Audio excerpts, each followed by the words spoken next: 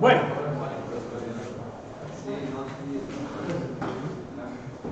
Seguimos donde habíamos quedado. Habíamos quedado en el procedimiento de llamadas estándar definidos por ARM para la arquitectura Cortex en general, ¿verdad? Para toda la arquitectura. ¿Sí? Lo repaso porque es importante. Esto es algo de lo que se va a evaluar en el laboratorio 2. Todos los códigos del laboratorio 2 tienen que seguir este estándar. Se pasan los parámetros por registros, ¿sí? Los primeros 4 parámetros de izquierda a derecha, definidos en el prototipo de la función C, se mandan respectivamente en R0, R1, R2 y R3, ¿sí?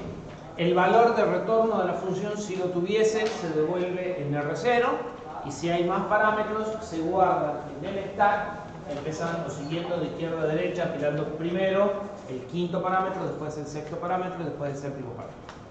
¿Sí? Si ustedes respetan ese estándar, van a poder escribir sus rutinas en Assembler y llamarlas desde C, van a poder escribir rutinas en C y llamarlas desde C. Además de eso, el estándar decidía que las funciones eran libres de modificar los registros R0 a R3, ¿sí? Es decir, que cada vez que yo llamaba una subrutina, esos registros podían volver con un valor cambiado, ¿sí? No así, bueno, y R2, no así los registros R4 a R11. Esos registros deben conservar el valor, como se llama una subrutina. El resultado es que si yo estoy escribiendo una subrutina, particularmente una subrutina hoja, voy a preferir trabajar con los registros R0 a R3 y no tener que guardar nada. Si estoy trabajando con un programa principal o con una subrutina larga que convoca a varias subrutinas hojas, lo que voy a hacer va a ser preferir trabajar con R4 a R11, ¿sí? Y tampoco tener que guardar nada, ¿sí? Es decir, que todos los punteros para lazos y todos los contadores y las variables de contador de una subrutina larga que usa otra subrutina van a estar en R4, R5, R6, ¿sí? Si la subrutina larga o el programa principal, ¿sí? La subrutina que convoca, tiene valores de poca vida, como cargar un puntero y levantar un dato, ese puntero o esas cosas intermedias que se usan en 2 o 3 instrucciones y se dejan de usar, esas sí son buen lugar R0, R3 para utilizarlas. ¿Sí? ¿Está claro? ¿Seguro? Bien. Un ejemplo. Queremos sumar 32 números de 32 bits sin signo. Los números están en un vector en la dirección datos. Dimensionar el resultado y colocarlo a partir de la dirección resultado, cumpliendo con el estándar ABI y una rutina que sea totalmente general, es decir, que el bloque de datos puede estar en cualquier dirección. Bien. ¿Qué implica eso? ¿Qué tiene que hacer nuestra subrutina? ¿Sumar? Sumar todos los números de un vector. ¿Sí? Me piden los datos que tengo que sumar. ¿Están claros? Sí. Un vector de 32 elementos de 32 bits. ¿El resultado está totalmente claro? No. ¿Qué me falta especificar del resultado? El tamaño. ¿Qué tamaño necesito?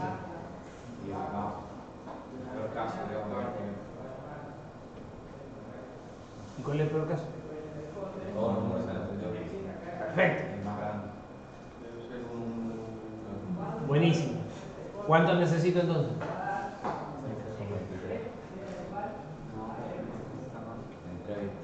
33. Estoy sumando 32 números, no 2 números. Si somos 2 números de 32, el resultado es 33. ¿Sí? Si somos 2 de 33, el resultado es 34. En realidad son menos de 64. Porque tengo 16 números de 33 que se convierten en 8 números de 34, que se convierten en 4 números de 35, que se convierten en 2 números de 36, ¿sí? Creo que en 40 andamos, si no me equivoco. ¿Sí? ¿Está claro cómo se hace? Bien. Con 40 andamos. ¿De cuánto lo vamos a hacer el resultado? Una cosa es con cuánto andamos y otra cosa es de cuánto lo vamos a hacer. De 64, sin lugar a duda. Pero ¿está claro el valor de que con 40 alcanzan? Porque si estuvieran apretados de espacio, 64 es una exageración. Este cálculo, este procedimiento de decir, para guardar números de 32, o sea, para guardar la suma de 32 números de 32 bits, me alcanza con 40, voy a adoptar 64, son cosas que suman en el parcial. No dejen de hacerlas. ¿Sí? No hace falta escribir una hoja y media haciendo toda la explicación matemática. Basta con dar una fundamentación con la que acabamos de hacer. ¿Sí? Pero son cosas que suman. Bien. Tenemos especificado totalmente el resultado. Es un número de 64 bits a partir de la dirección resultado. ¿Cómo le vamos a pasar los parámetros y cómo vamos a devolver el resultado?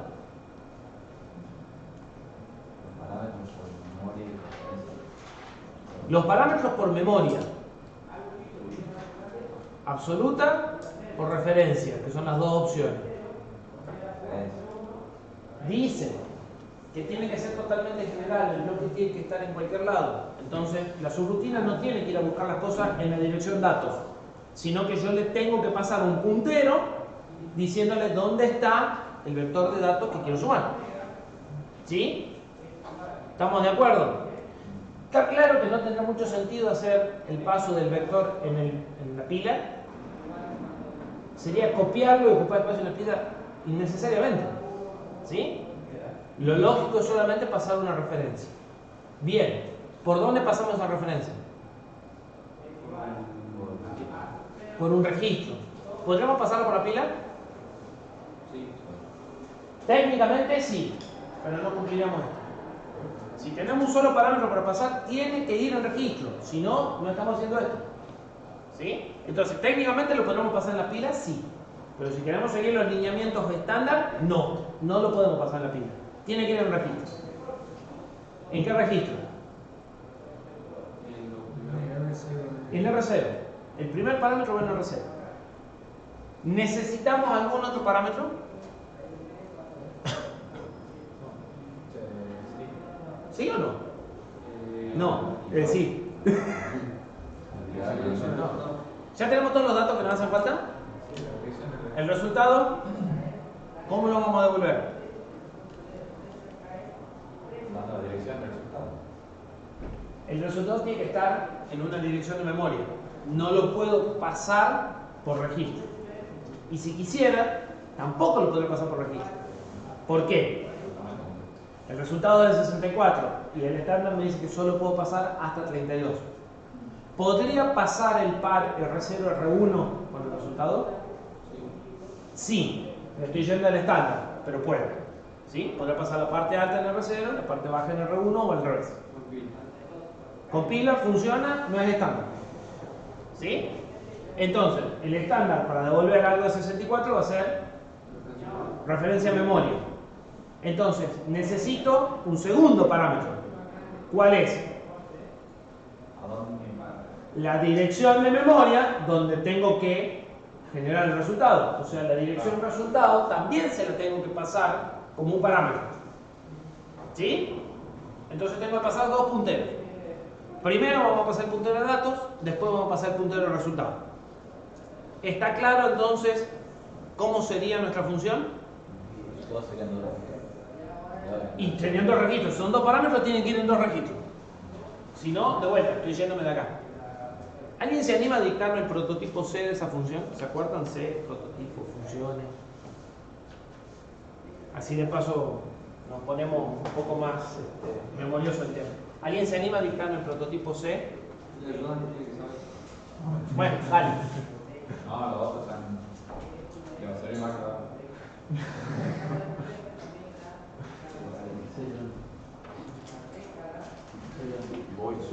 Void. ¿Están todos de acuerdo que esta función es void?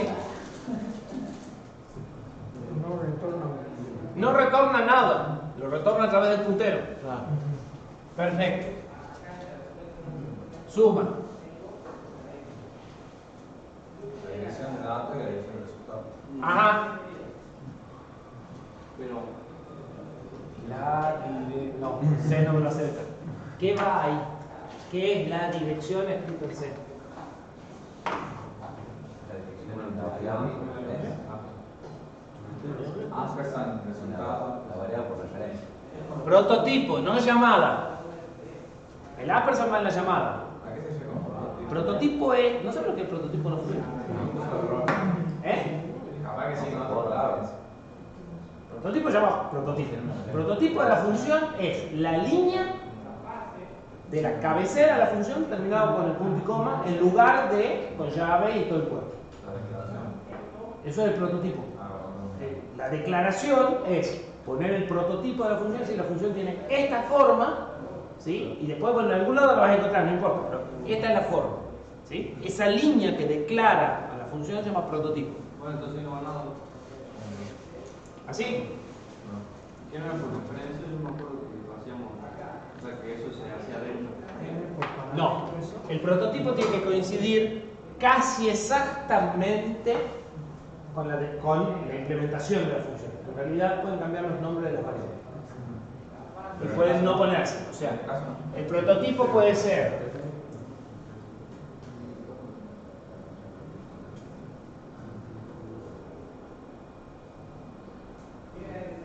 y no tener el nombre del parámetro. ¿Sí? O puede tener un nombre acá y otro nombre distinto cuando llegue el momento de implementarlo. Lo que tiene que coincidir son los tipos de datos. ¿Sí? ¿Conocen ese tipo de dato? No lo conocen. Ese es un tipo de dato bastante estándar para resolver el problema de que el entero en C cambia de tamaño de máquina en máquina. ¿Sí? Para nosotros, esto son números sin signos, sería unsigned. ¿Qué? ¿Long o int? ¿Qué pregunta? ¿Por qué int?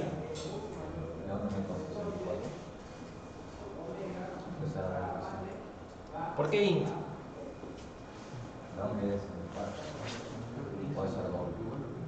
Depende de la máquina.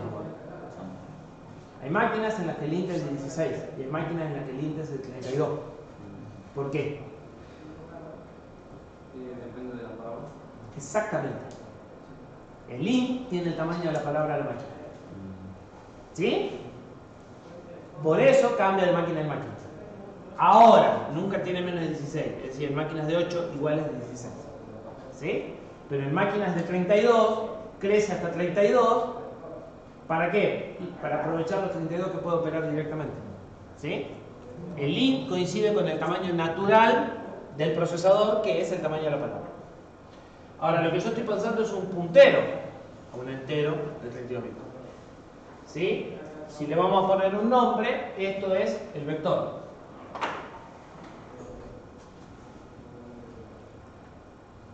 ¿Y cómo sigue? Y el resultado no recuerdo. El resultado será un unsigned. ¿Qué? Long.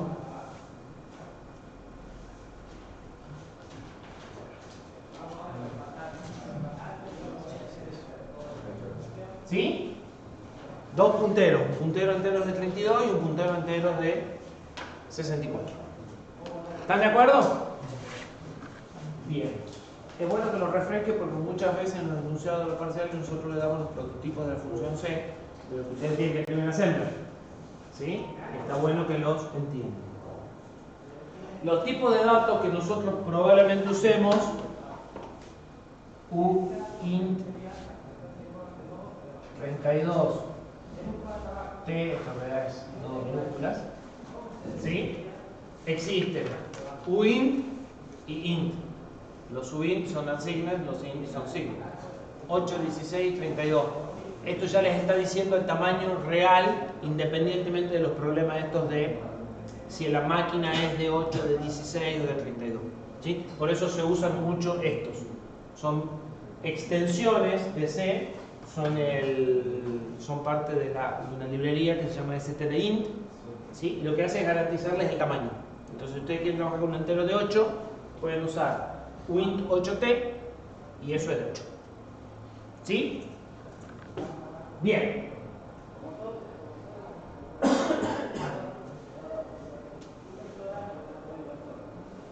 Subrutinas.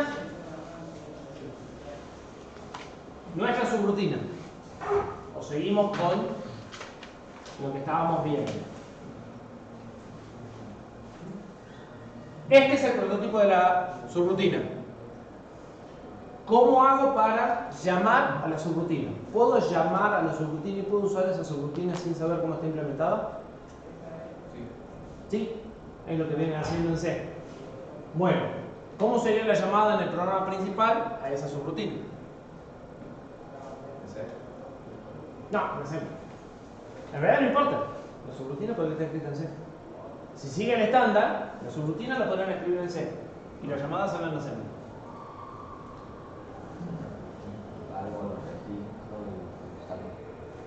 Cargo el registro R0. Fíjense que acá decidieron pasar los datos al revés. El prototipo está puesto al revés. Por eso es importante conocer el prototipo para poder hacer la llamada. ¿Sí? Por eso es que se hace la declaración en C, en donde se la usa la función, para que sepa si esto tiene que ser R0 dato o R0 resultado. ¿Sí? Esta llamada está al revés. Acá está el long y acá está el int. Apunta R0 al resultado, apunta R1 a los datos. Decidió pasar la cantidad de datos, aunque el enunciado decía que era de 32. ¿Sí?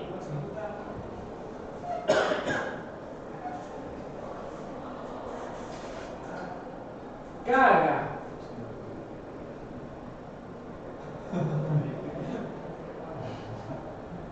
Tenemos un temblor. Sí, pero lo que se está moviendo es eso. En principio. No es. ¿Sí? Bien. Elasticidad. Carga la cantidad que estaba en una variable n, ¿sí? Y lo pasa en R2 a la cantidad, los 32 datos. Podría haber hecho directamente LDR, igual 32, ¿sí? Hubiera sido igual de válido. Y llama a sumar con un branch and link, ¿sí?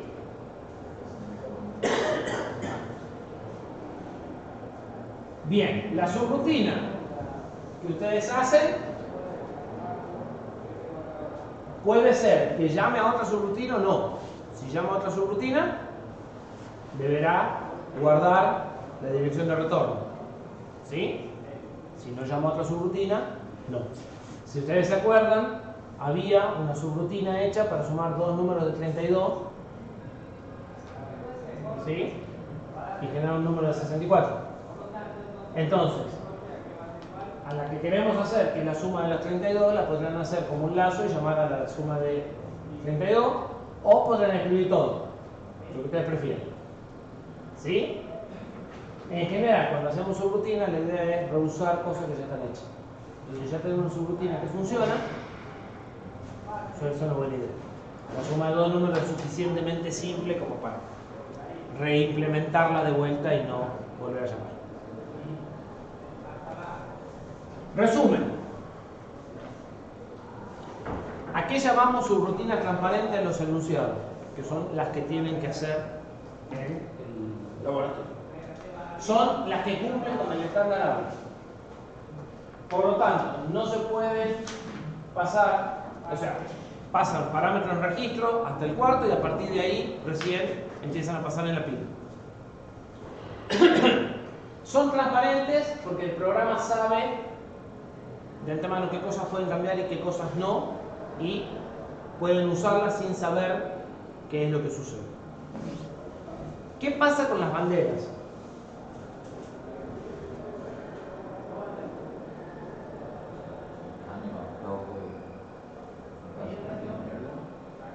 ¿Qué opinan? Puede cambiar si llama algo. Las banderas. No. Estamos hablando de el comportamiento deseable y esperable, no de lo que puede técnicamente suceder. Técnicamente puede suceder, ya sabemos. Si cambian las banderas, las banderas van a cambiar. ¿Sí? Esa parte está clara. Ahora, como comportamiento deseable, nosotros dijimos de R0 a R3 pueden cambiar sin previo aviso. Y ya sabemos que eso puede suceder. De R4 a R11 no van a cambiar. ¿Y las banderas? ¿Están con R0 a R3 o con R4 a R11? ¿En qué grupo están? ¿En los que pueden cambiar sin previo aviso o en los que no cambian seguro? Yo preferiría que no cambie. ¿Vos preferirías que no cambie?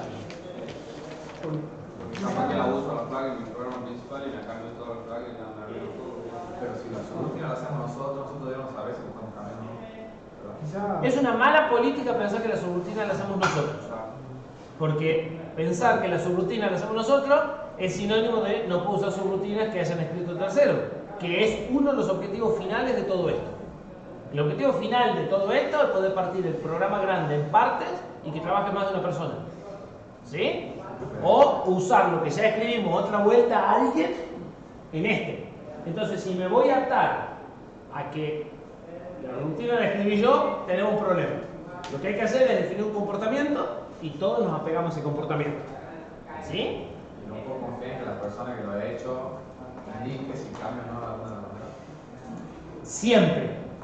Siempre podés usar rutinas que no siguen un estándar, ¿sí?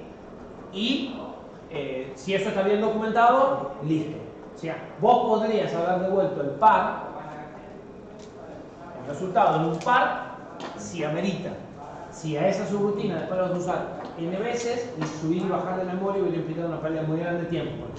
¿Sí? Entonces vos siempre podés romper el estándar si lo documentás correctamente. Pero te va a ser mucho más difícil reusarlo. Si vos rompes el estándar, por ejemplo, la llamada de esa subrutina ya no la vas a poder hacer desde C, la vas a tener que hacer desde assembly. ¿Sí? Y tenés que hacer una capa de adaptación al medio para ir de la llamada estándar de C a la llamada inestándar de tu subrutina en assembly.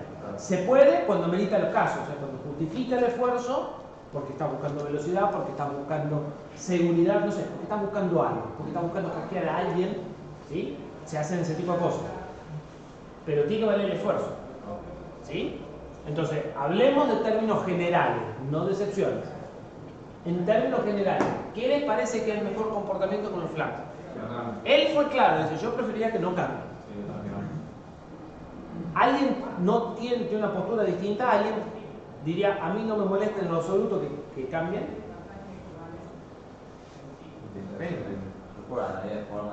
Ya sé que depende. Yo les estoy pidiendo que tomen una postura. Equivocado o no, no importa. Salvo que sea una rutina que haga específicamente eso, digamos. Vos ya dijiste, yo prefiero que no cambie, en general. Excepciones siempre vamos a encontrar. Entonces, en general hay dos que dijeron, yo prefiero que no cambie. Hay alguno que en general diga, creo que no me caliente ese cambio. Yo te subo programa de forma tal que siempre hace la prueba de velocidad, usa la flag y después ya no te importa, digamos. O sea, no cambia la flag y puede llamar a su rutina. De vuelta fuerte para que te escuchen todo. Y si yo programo de una forma en que cambio la flag y después la uso y después ya no me importa la flag, no me va a importar si una rutina la cambio después, pero si yo hago la prueba lógica, llamo a su rutina, no puedo saber si la rutina tocó la flag. Habíamos dicho que tratemos de usar los flags lo más cerca de lo que los seteamos. No setearlo y usarlo 2 años después. Entonces, en principio, esa buena práctica de setear flags y usar las condiciones lo más próximo posible no es muy compatible con meter una llamada a una subrutina media. ¿Sí? ¿Cuál es la consecuencia de decir, no, bueno, pero que no cambien? La consecuencia de decir que no cambien quiere decir que vos en la subrutina no podés setear ningún flag para tomar ninguna decisión o que tenés que guardar los flags por si acaso el programa principal estaba haciendo algo que dijimos que no era de las mejores ideas. Entonces, si vos en el programa principal, por alguna extraña razón, necesitas setear una condición antes de llamar a una subrutina, y que esa condición perdure después, ¿sí? Porque no tener los registros, porque la subrutina los destruye, por la razón que sea. Bueno, como vos sos la excepción, vos guardás los flags en esa única oportunidad, ¿sí? Lo que se plantea en los tiempos modernos, porque esto es una filosofía que viene desde que se empezaron a implementar las máquinas RISC, o sea, hace 20 años en esta parte, es tratar de no generalizar las excepciones. Entonces, si las buenas prácticas de programación y demás dicen que yo no debería setear la bandera, llamar a la subrutina y recién buscarla, no hagamos que todas las subrutinas guarden los flags, ¿sí? Con el esfuerzo que eso conlleva y con el tiempo que eso conlleva, porque a veces hacemos eso. ¿Se entiende? ¿Está claro el concepto? De todas formas, insisto, es valioso que en esta discusión aprendan a tomar una posición. Si esa posición está equivocada, se van a dar cuenta después. Peor es no tener una posición definida. Peor es no saber para qué lado disparar. ¿Sí? Bien, entonces, el resultado es que no nos vamos a preocupar si los flags. ¿Sí?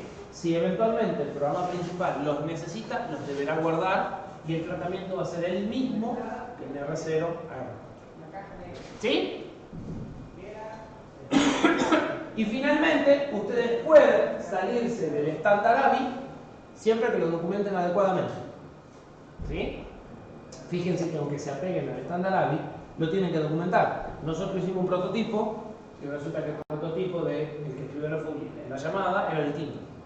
O sea que mínimamente el prototipo lo tenemos que documentar. ¿Sí? Teniendo el prototipo sabemos cuál es el estándar de llamada ya. Perfecto. Pero por lo menos esto necesitamos para llamar a la función. ¿Sí? Esa es la razón por la cual en los archivos H está esto, para que se pueda escribir este código y sea compatible con la función cuando llegue el momento de que la función busque los parámetros. ¿Sí? ¿Se entiende? ¿Está claro? Bien. La función no la vamos a ver, la van a escribir ustedes si tienen ganas. ¿Sí? ¿Qué es una subrutina recursiva?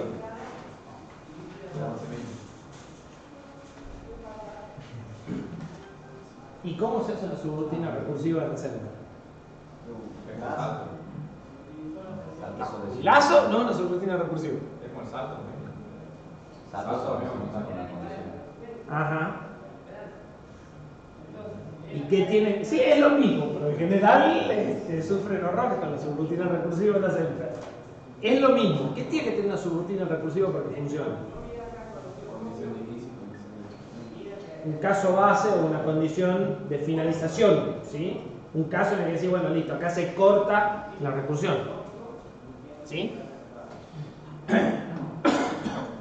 Las subrutinas recursivas, en realidad, en Assembler, pueden ser directas, que son lo que ustedes conocen como una subrutina recursiva, ¿sí? Donde se llama a sí misma, o pueden ser indirectas, pueden ser dos funciones que se llaman mutuamente. Yo llamo a este, la otra llama a mí, yo llamo a la otra, ¿sí? Terminan en un lazo de recursión exactamente igual. Hay problemas que son más fáciles de resolver con recursividad que con integración. Uno de ellos es la torre de Hanoi, que lo conocen, calculo, lo deben haber hecho hacer 16 veces la torre de Hanoi. Otro de los problemas que es mucho más fácil resolver recursivamente que iterativamente es el método de ordenamiento Quicksort. ¿Sí? Conocen los dos algoritmos. La exploración de árboles también suele ser mucho más fácil de hacer recursivamente que iterativamente. ¿Sí? ¿Qué necesitan para que una subrutina recursiva funcione? La primera les va a costar mucho entenderla, pero en realidad no implica nada de su parte porque es algo que no sabrían no cumplir. Lo primero que necesitan es código puro. ¿Qué quiere decir código puro? Que el código no se modifica a sí mismo. ¿Se puede hacer que el código se modifique a sí mismo? Sí, se puede. Si el código está en memoria RAM, ¿sí? Puede descargar un valor 4 bytes adelante del PC, modificarlo, volverlo a escribir y después computar ese valor que está 4 bytes adelante. Es una cosa sumamente retorcida, pero se puede. ¿Me entienden a dónde apuntamos? ¿Se usa eso? No debería. Parece turbio. Turbio es como muy generoso. Pero si ustedes apuntan a algún tipo de encriptación, o lo que se llama ofuscación de datos, se habrán dado cuenta que si ustedes pueden examinar el contenido de la memoria, no hay forma de proteger el programa. Si ustedes saben leer Assembler y saben el entry point, pueden saber lo que hace el algoritmo. O sea, ¿ya se dieron cuenta de eso? No hay forma de ocultarle el programa. O sea, el programa no es compilado y determinado y demás. Ustedes pueden seguirlo paso a paso. Es más, yo no se los dije, pero cualquier esquema de protección de software basado en llaves, claves, contraseñas o lo que sea, ¿sí?, en determinado momento tiene un salto condicional, en donde si la condición de seguridad se cumplió, el salto se toma, y si no, no se toma. Si ustedes modifican ese salto condicional como un salto incondicional, se acabó la protección. ¿Está claro? Sí, pero hay que encontrarlo. Yo no dije que fuera fácil. Yo en ningún momento dije que fuera fácil. No, Pero fíjense que ustedes tienen los conocimientos necesarios. O más o menos. ¿Sí? Por lo menos tienen una idea, o sea, por lo menos me entendieron la idea de cómo se hace. Lo cual es más que mucha gente. ¿Sí? Entonces, algunas formas de protección usan ese tipo de cosas raras. ¿Son efectivas? No, no son efectivas porque igual tenés el código. Igual podés encontrarlo. Básicamente lo que haces es marearlo mucho como para que le cueste más. ¿Sí? Eso en una subrutina recursiva no funciona porque si yo me vuelvo a llamar a mí mismo pero modifiqué el código que estoy llamando, no pasa cualquier cosa. ¿Sí? Entonces, en una subrutina recursiva eso está totalmente prohibido. En general debería estar totalmente prohibido, pero bueno, es viable hacerlo.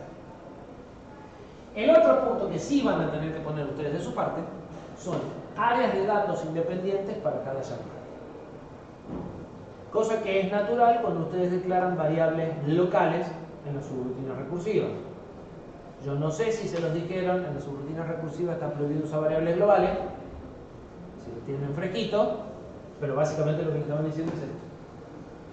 ¿Sí?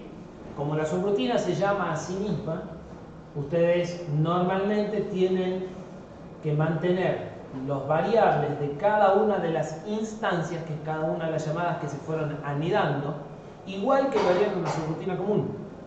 Solo que como es ella misma, se hace más difícil, porque si los datos están en registro, y la instancia 2 pisa los registros de la instancia 1. ¿Sí? ¿Se entiende el problema? Si hay una pila, ¿no?, de recursión. ¿Cuál es la pila de recursión? Ustedes siempre nos habló del stack de... La pila. ¿Es la misma pila? Es la pila, donde se va guardando las direcciones de retorno, que son las de ella misma, pero no importa, si se llamó 4 veces, tengo que tener 4 veces la misma dirección de retorno de ella, más en la quinta lugar la dirección de retorno del programa principal. ¿Sí? Más las variables que estaban en el registro, porque tuve que ir guardándolos antes de llamarla, porque ella misma los cambia. ¿Se entiende? Entonces, ¿qué voy a hacer? Push en la pila. ¿En qué pila? En la que mismo. Esa es la pila de la recursión. Eso es lo que explota cuando hacen recursión. Porque empiezan a meter datos en la pila a lo pavote. ¿Sí? Ni que hablar si se nos ocurrió definir un vector local ahí de muchos elementos que ahora vamos a ver cómo se hace. Que esas variables también van a la pila. ¿Sí? Pero la pila es esa pila, la que vimos recién. El stack pointer ese señalando a memoria, eso es la pila de recursión. ¿Sí? ¿Está claro? Y en vez de hacer cosas recursivas, me acuerdo de intentar transformarla en iterativa, cosa que no hago, bueno, mismo. Vamos de nuevo. Una de las cosas que tienen que aprender, que es muy valiosa en nuestra profesión, es la simplicidad. ¿Sí? Si el algoritmo recursivo es más simple que el algoritmo iterativo, ya tiene un 50% a favor. Si ese algoritmo recursivo revienta la memoria y no hay forma de implementarlo, buenísimo, pasado. Si anda, porque tomaste ciertas precauciones con las variables, con algunos detalles, con la implementación, buenísimo, úsalo recursivo. Sabés que tenés un problema, o que podés tener un potencial problema, bueno, mirá a ver si no vas a tener problema con la pila antes de empezar y nada más. ¿Sí? No es que estén prohibidas las recursiones, simplemente que hay que tener cuidado. ¿Sí? En muchos casos, en muchos ámbitos, por ahí sí va a estar prohibido. En sistemas críticos, las rutinas recursivas están prohibidas por normativa. O sea, vos no vas a poder certificar un sistema crítico como seguro si tiene sus rutinas recursivas. Ahí están prohibidos. Pero en otros casos no están prohibidos. Se pueden usar. ¿Sí? Bien. Área independiente de datos entonces es sinónimo de stack, de la pila, que ya vimos cómo funciona. Y código puro, dijimos la norma mínima de hacer las cosas bien, así que esa casi que no tienen que hacer.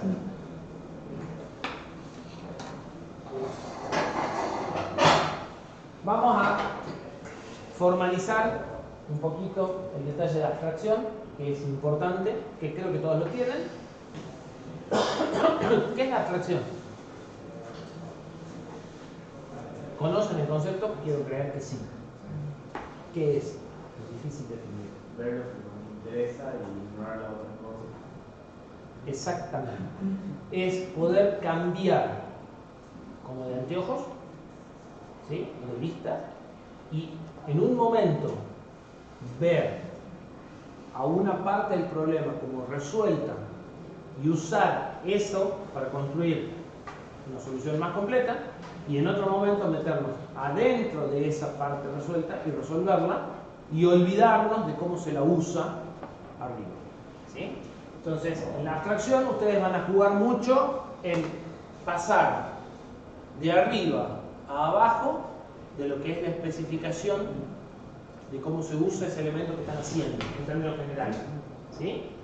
Cuando ustedes usan abstracción van a tener una interfaz pública. En el caso de nuestra función en C, el prototipo. En el caso de un chip, la patita de entrada y salida. Exactamente lo mismo. ¿Sí? Cuando ustedes están en un momento van a usar de esa interfaz pública para afuera, para construir con eso una solución más grande. Y en otro momento se van a meter hacia adentro para ver cómo implementan eso que están generando en la interfaz pública. ¿Sí? El punto clave de esto es definir la interfaz pública adecuada. O sea, decidir que los parámetros y las cosas que le paso en mi subrutina son las adecuadas y encontrar en qué punto armo esas burbujas, ¿sí? Que me resuelven parte del problema en forma autónoma. Cuando ustedes tienen un problema grande, lo que van a tener que hacer es tratar de identificar grandes partes de solución, ¿sí? Y usarle de abstracción. Lamentablemente tengo que recurrir a una frase que es muy odiosa. ¿Cómo identifican si la burbuja es muy grande o muy chica? Si la burbuja es muy chica, van a tener un montón de burbujitas, ¿sí? Van a tener un montón de soluciones que hacen muy poquito, van a ser muy fáciles de implementar esas soluciones, pero combinarlas para crear una solución completa va a ser casi tan complejo como si no hubieran hecho nada.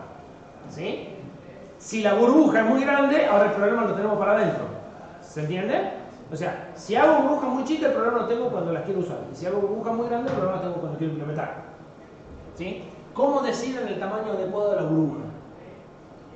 Lamentablemente es una frase odiosa, experiencia. Una función cada hoja. Hay que tratar de que haga una función, pero que esa función no sea demasiado básica. ¿Sí? Tienen que tratar de dimensionar la cantidad de actividades que harían adentro de las funciones y no deberían de ser muchas. En general, se me ocurre ahora que les puedo tirar, hay muchos estudios que dicen que la cabeza puede manejar sin problemas hasta 7 cosas. ¿Sí? Es decir, que la primera partición del problema debería de andar en más o menos 7 grandes bloques, como máximo. Si no, a esos bloques habrá que volverlos a explotar. ¿Sí? Si ustedes tienen más de 7, están dividiendo demasiado. Pueden tener 8, sí, pueden tener 8. Pueden tener 9, sí. Pueden tener 17 y ya se fueron de más. ¿Sí? Pueden tener 5, está bien. Pueden tener 2, tiene que ser muy fácil para que lo resuelvan en 2 pasos. ¿Sí? Entonces, como idea, como que 7 es el número ideal. ¿Sí? Si andan cerca de 7 en lo que dividieron, es probable que esté bien. Si tienen mucho menos de 7, 2 o 3, salvo que el problema sea muy simple, muy trivial, que puede ser, es como que se quedaron cortos en la división. Cada burbuja hace demasiado. ¿Sí? Y si tienen muchas más de 7, les va a costar integrar eso. O sea, la burbuja no hace demasiado simple y les va a costar integrar eso en la solución. ¿Sí? Pero la realidad es que eso se hace haciendo, o sea, no hay otro. Dándoles problemas complejos y haciendo la partición. Bien. La interfaz, o sea, cuando llevamos el concepto de abstracción a lo que estamos haciendo nosotros, que es software en assembly en este momento, la interfaz pública o el contrato con el cual se van a regir el que lo usa y el que lo construye es la mejor herramienta que pueden usar, un prototipo de la función C. ¿Sí? Si ustedes pueden plantear un nombre para esa función que quieren hacer, que tiene que identificar, como dijo él, una única operación a grandes rasgos, un nombre, los parámetros de entrada y el resultado, ya tienen identificada un componente. ¿Sí? Una vez que tengan esto, pueden usar este componente para la resolución más grande y construirla para eso. Bien. Un ejemplo de esto, muy interesante y muy importante, que ustedes ya lo usaron hoy, son los drivers. Los drivers son capas de abstracción para gestionar dispositivos de entrada y salida. ¿Sí? Donde además de ocultarme todo el código y todos los pasos que tengo que hacer, me permiten independizarme de saber cómo funciona el dispositivo de hardware. ¿Sí? Ustedes pueden, de hecho lo hicieron, prender un LED y apagar un LED sin saber exactamente qué es lo que sucede eléctricamente por detrás. ¿Sí? Entonces, el driver, que lo deben de haber escuchado hablar más de una vez, no es ni más ni menos que una capa de abstracción que envuelve a los dispositivos de hardware para que ustedes puedan interactuar con esos dispositivos de hardware sin conocer el funcionamiento de esos dispositivos. ¿Sí? No es ni más ni menos que eso. Bien. ¿Dudas hasta aquí? Quedan dos detalles técnicos por ver. Uno ya lo habíamos visto, el frame pointer. ¿Qué era el frame pointer?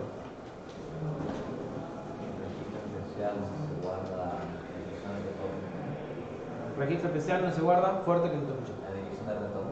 No, ese es el link register. Ese es el LR. Del frame pointer. O el stack frame. Ah, el segundo de la pila. ¿Qué es el segundo de la pila? Teníamos uno de las pilas que apuntaba a una cosa y había otro. Habían dos punteros, digamos, un auxiliar. La idea está. Lo usábamos cuando mirábamos rutina. En realidad lo puedes usar siempre. Bueno, Ahora lo vamos a ver para qué más lo vas a usar. Por eso que volvemos al frame pointer. ¿Cuál era el problema de la pila? Ah, que si no teníamos que sacar cosas, volver a...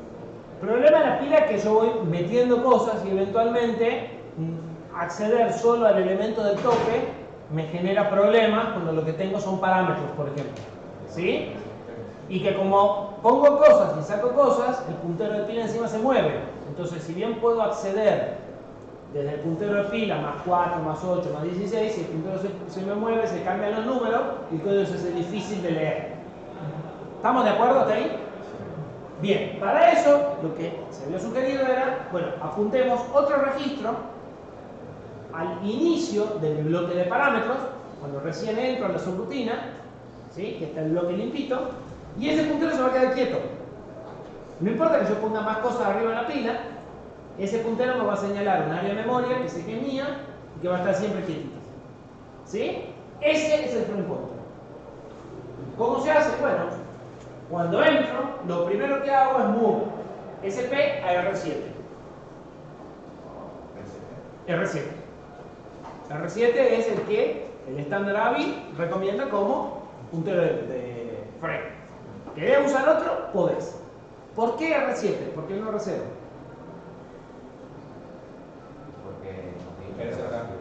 Porque R0 se perdería en cada una llamada subrutina. Si yo ya dejé R7, lo necesito ahí apuntando durante toda la ejecución. ¿Sí? Por eso es un puntero, es un registro conservado, R7. ¿Correcto?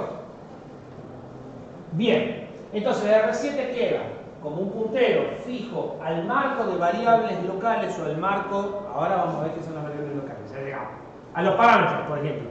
¿Sí? Quieto, y después sobre eso crece el stack por encima, pero no hay problema. ¿Estaría como la base? Exactamente. ¿Sí? Es si lo ves gráficamente, vos tenés la pila, esto es el stack pointer, esto son cosas de otro proceso que estaban antes de que te convoquen a vos. Estos son tus parámetros. Acá, en nuestro caso en el Cortex, en realidad el puntero apunta al último dato, así que acá vino el puntero. Esto es lo que se llama el frame. Es tu área de trabajo. Por sobre esto se apilan más cosas que las podés apilar vos o que las pueden apilar subrutinas que llaman. Pero vos sabés que hasta que vos no vuelvas y esto se descarte, esto es tuyo garantizado porque el stack crece para acá siempre. ¿Sí? Entonces lo que haces es apuntar el frame pointer acá y usar esto como un área de memoria dinámicamente asignado. ¿Sí? Con esfuerzo cero. Y el otro puntero movería. El otro puntero sigue marcando siempre la pila de stack, entonces si sigo apilando se mueve. Este es el que vos capturas como inicio de tu área de trabajo, ¿sí? Y ese se queda aquí.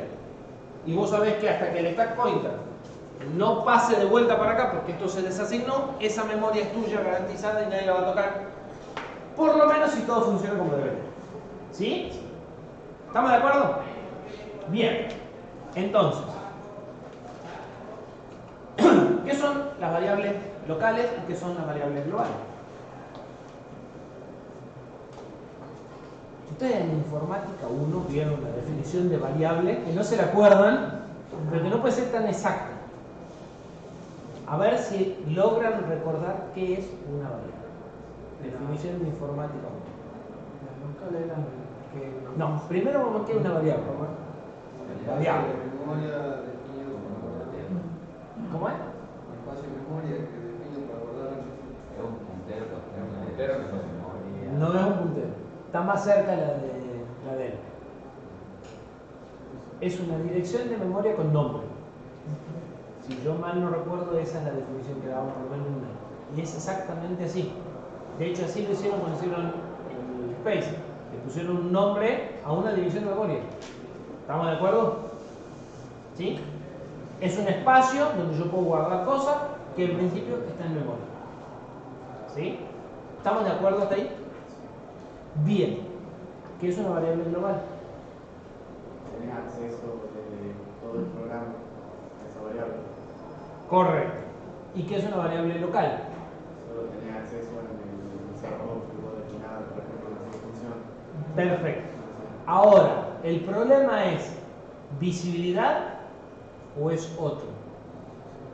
Pero acá no existe visibilidad. ¿Es visibilidad o vida?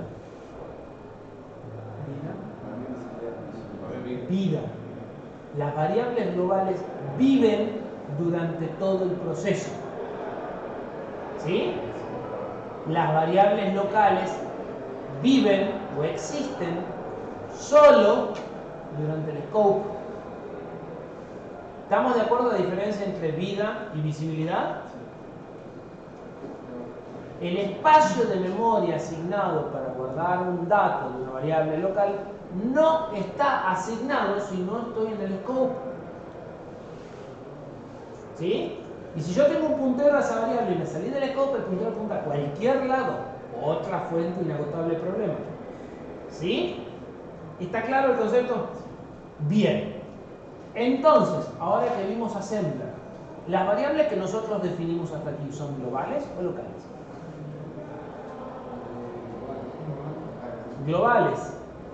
El punto vector punto space 12 es global. Yo agarré la dirección 1010 y durante todo el programa esa variable existe, vive, y yo la puedo acceder o no, es un problema de terminología, ¿sí? Después puedo decirle, mira, es global pero no quiero que nadie la use, solo yo. Sigue siendo global, ¿sí? Porque la vida es global.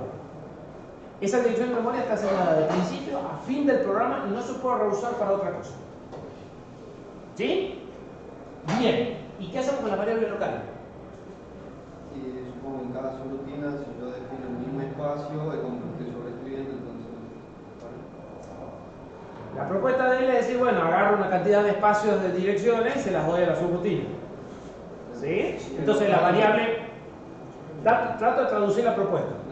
Yo tengo dos subrutinas que tienen una variable A, la variable A va a estar en la dirección 1010, para este y para este. ¿Y qué pasa si la subrutina A llama a la subrutina B, que tienen la misma variable? Lo mismo que con los parámetros. ¿Sí? ¿Siguen el problema? Bien, ¿cuál es la solución? La solución es muy sencilla. Cuando entra acá la subrutina,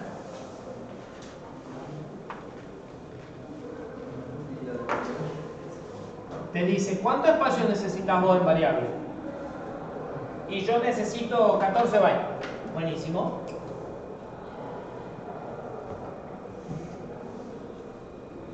$14 bytes. Muevo el puntero stack, 14 bytes para arriba. ¿Qué hice? Genera un espacio de memoria independiente para cada llamado. Si es recursiva, voy a mover esto 14 veces cada vez y ahí pongo tus variables. ¿Sí? Cuando la subrutina termina, se devuelve el espacio a la pila y se desasignan las variables. ¿Sí? Entonces, las variables locales de los procedimientos se guardan en la pila. ¿Cómo? Se mueve el puntero en lugares, ni siquiera se hacen push, se avanza X lugares, ¿sí?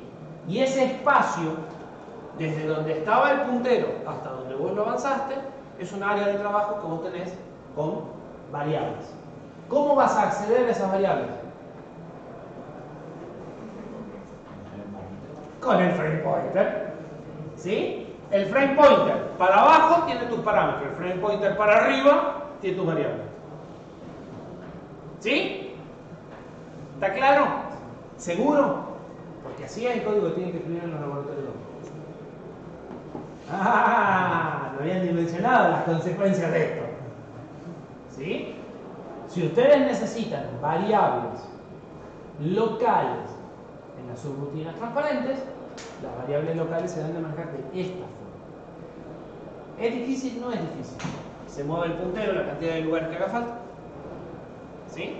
Y a las variables se las referencian como R7 más 4, R7 más 6, R7 más 8, más 10. ¿Sí? ¿Qué tienen que hacer para que esto más o menos funcione? Y lo mejor que pueden hacer es hacer un dibujito o una tablita. Necesito una variable de 8. Entonces, que se va a llamar contador. Es de 8. Entonces, contador, byte, R7 más 1. Necesito una suma, que es también de byte. R7 más 2. ¿Sí? Si no se ordenan con esto, a la segunda variable se perdieron solo. ¿Sí? Pero simplemente lo que tienen que hacer es, a medida que le van haciendo falta las variables, las van asignando y al final de todo cuentan cuánto es y mueven el puntero lo que haga falta. ¿Sí? El cuánto se mueve el puntero es lo último que hacen los distintos a las variables ya declaradas. ¿Se entiende? Detalle importante, aunque no va a ser trascendente. Estos accesos tienen que estar alineados. O sea que cuando ordenen, primero pongan todas las de 32, después las de 16, después las de 8. Si yo ahora necesito una 32 acá, y yo ahora necesito total de 32 bits,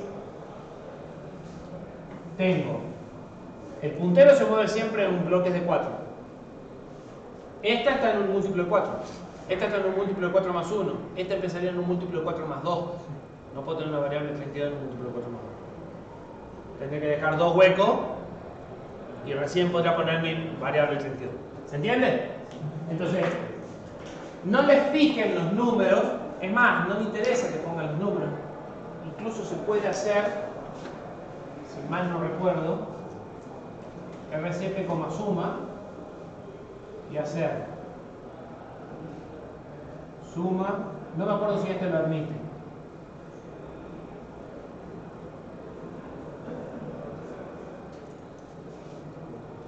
Le dicen que suma vale 1 y en lugar de hacer R7,1 hacen R7,1. ¿Sí? No me acuerdo si este lo admite esta sintaxis, hay otros ensambladores que sí lo admiten. ¿Sí? Pero aunque no lo admiten en el parcial, háganlo así, no tengo problema. Está clarísimo lo que están haciendo. ¿Sí? No se enrosquen con el si es 1, si es 2, no es lo importante. Lo importante es que sepan que van en el stack. ¿Sí? Lo importante es que sepan que se direccionan a partir del puntero R7 en modo indexado. ¿Sí? Si la variable es de 8, es de 16, quedó alineado o no quedó alineado, son detalles. En los parciales esos detalles no suman. ¿Sí? ¿Está claro? Sí. El 4. ¿A dónde? ¿Acá? Sería R7, Es que esto es tuyo. Lo que va a cambiar es si vas a hacer. Cuando vos quieras acceder a esto, vas a hacer un LRB. Y cuando quieras acceder a esto, vas a hacer un LR. Eso es lo que cambia. ¿Sí? A vos te conviene, si vas a armar alguna tablita con las variables que vas a usar en el procedimiento para ordenarte, saber cuántos son, si son de byte, de 16 o de 32. Pero es un problema tuyo, o sea, esto no se declara en el assembler. En el assembler vos lo único que haces es mover el puntero y acceder con R7 más 1, más 2, más 3. O sea, las variables locales en el assembler no se declaran. Como no se declaran, yo les recomiendo que hagan una tabla y digan, yo tengo esta variable de tal tamaño y es la primera, esta es la segunda, esta es la tercera. ¿Sí? Como una forma de ordenarse, simplemente. Y de que nosotros entendamos lo que estamos tratando de hacer. O sea, complicado a la hora de los lenguajes orientados a objetos, porque también tenemos público, privado, todo eso es visibilidad. Todo eso es visibilidad. Eso es simplemente si el compilador te va a dejar o no acceder a la variable. De hecho, ¿qué es una variable estática en C? Ya que metiste la cabeza en la boca del lobo. ¿Qué es una variable estática en C? Puede cambiar el valor. O sea, el valor inicial que yo le doy acá. ¿Cómo? Eso es constante. Estática. Se guarda dentro del lugar de la memoria para que yo cuando vuelva a usar la rutina tenga el mismo valor para salir. El electrónico lo tiene claro y la computación lo tiene claro. Qué malo. ¿Qué? Fuerte. Que se guarda dentro del lugar de la memoria, creo, y por más que yo salga de la subrutina, cuando vuelva a entrar va a estar con el último valor que tenía. Las variables static, dentro de los procedimientos, ustedes las deberían conocer como las variables que no pierden el valor entre llamadas. Adivinen qué son las variables static dentro de los procedimientos. Globales, sin visibilidad. ¿Sí? En realidad, cuando ustedes ponen static en una variable local, la promueven a global, por eso conserva el valor entre llamadas, ¿sí? Le están asignando una dirección fija, pero el lenguaje no les deja accederla desde ningún otro lado que no sea ese procedimiento. ¿Sí? Entonces están haciendo una variable global privada, en realidad. Eso es lo que hace el código. Y lo que ustedes no saben es que las variables globales de los archivos C también pueden ser estáticas.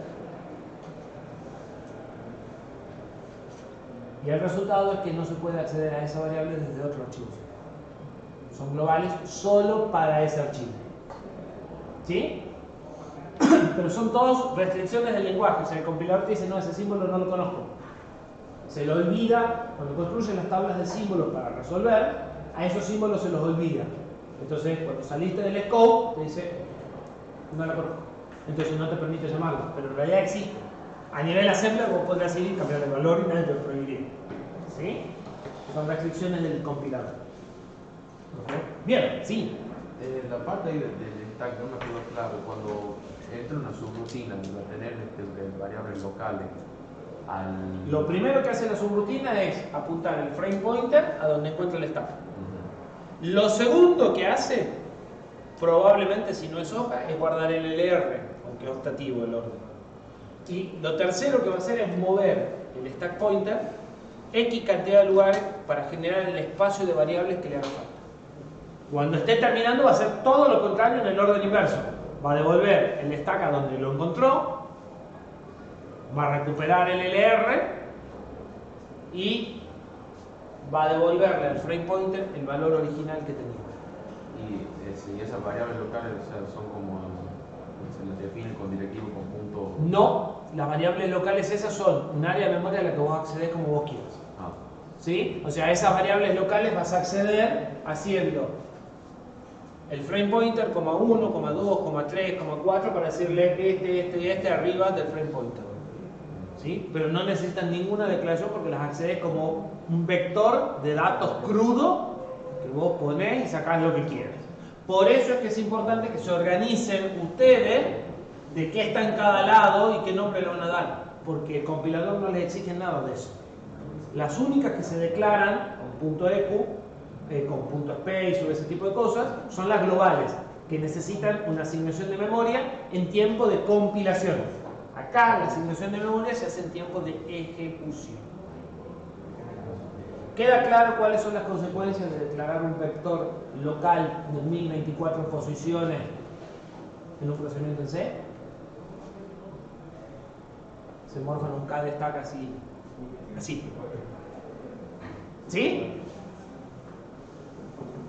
¿Se puede? Sí, se puede. No hay problema. Pero saben que están consumiendo por ahí mucho más stack que las subrutinas recursivas que estaban esquivándole. ¿Sí? ¿Está claro? Bien. Las variables locales entonces solo son visibles, pero además de solo ser visibles, el punto más clave es que solo existen durante la ejecución de las subrutinas. Después dejan de existir, una vez que el stack las desasigna, las variables dejan de existir. En esa dirección de memoria puede haber otra cosa. Son temporales, dura lo que dura la llamada de procedimiento, después desaparecen y ya no se usa esa memoria. ¿Sí? En definitiva, lo que dijimos, se usa stack como una forma de generación dinámica de ese espacio de memoria, una forma muy simple, muy rápida y con un costo ínfimo. Es una operación aritmética sobre el puntero de stack, lo que nos cuesta alocar las variables. ¿Sí? Es nula y funciona muy bien. ¿Sí? Protección de datos. Solo es visible mientras el procedimiento corre. En realidad ustedes pueden llegar a averiguar dónde están por acá abajo las variables de otro procedimiento, pero no es fácil. ¿Sí?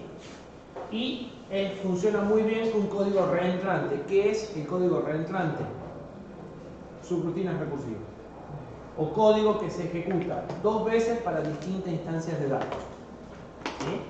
Un ejemplo de código reentrante son las subrutinas recursivas, pero no es el único código reentrante que existe. Cuando ustedes tienen un sistema operativo donde corren 2 tareas al mismo tiempo y esas 2 tareas usan una misma función, hay 2 instancias de la función corriendo simultáneamente, igual que si fuese recursiva.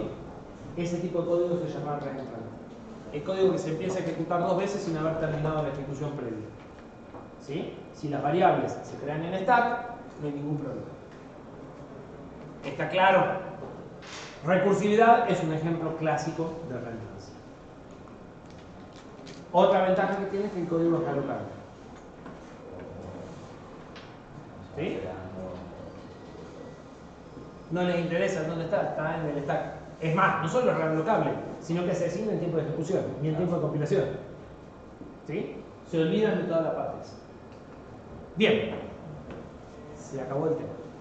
¿Dudas? Quedaba el plato fuerte de las variables.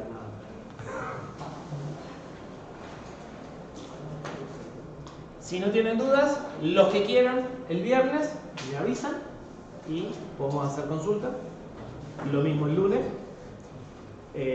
Avísenme, yo si no voy a estar en la oficina, pero si va a haber gente que venga a consulta, me gustaría organizar un horario y organizar algo como para que la parte que no sea consulta a la mañana sea útil, ¿sí? Así que, ¿qué me dicen? El práctico nuevo. El práctico nuevo se va a subir hoy. Sí, sí, Para sí, hacer, sí. Exactamente. Listo. Están desocupados. No fue tan corta como estaba previsto, al final son 11:30.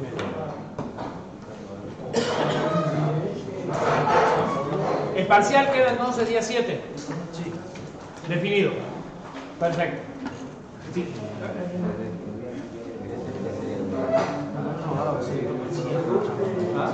Va a ser el 7 y no la verdad es que lo que pasa en su clase. Bien. Perfecto. ¿No te confirmó Luis que lo recibió?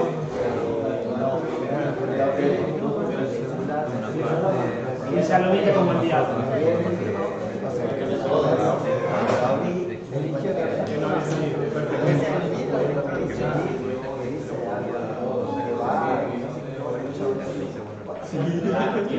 Bueno, no hay problema. Bueno, listo.